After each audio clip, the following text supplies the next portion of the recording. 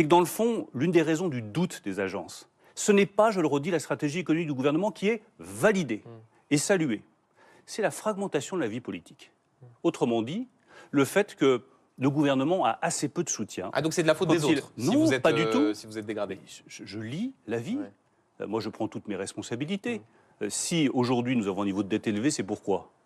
C'est parce que j'ai sauvé l'économie française, Benjamin Duhamel. Vous pourriez mettre ça aussi à mon actif. Pendant le Covid, c'est bien vrai sûr, que l'économie a tenu. D'autres pays, par exemple comme l'Allemagne, qui a soutenu aussi son économie, a 64% de dette, un déficit de moins de 2%. Ils sont restés triple A. Bien sûr, Benjamin Duhamel. Il n'y a pas de fatalité à faire un lien direct entre la pandémie et la gestion des finances publiques. Vous pouvez me donner le niveau de croissance de l'Allemagne en 2023 ? C'est vrai, récession, là où la France a dont tenu. acte. Ben voilà, c'est le choix que nous avons fait.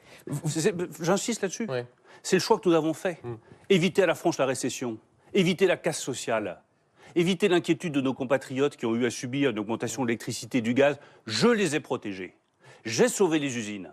J'ai sauvé les restaurateurs, j'ai sauvé les hôteliers, j'ai sauvé le monde de l'événementiel, j'ai sauvé des emplois, des compétences, la filière aéronautique. Moi, je suis fier d'avoir sauvé Renault, 5 milliards d'euros de prêts qui ont été avancés. Je suis fier d'avoir sauvé Air France, des milliards d'euros de prêts garantis par l'État qui ont été avancés. Mais évidemment, comme on dit en bon anglo-saxon, there is no free lunch.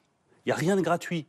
Quand on sauve, on paye. Quand on paye, il y a plus de dettes. Et quand il y a une dette, il faut engager le remboursement. C'est ce que nous faisons maintenant avec une stratégie qui est claire, cohérente, lisible, des réformes de structure, des économies sur les dépenses et, bien entendu, de la croissance et des emplois. On va revenir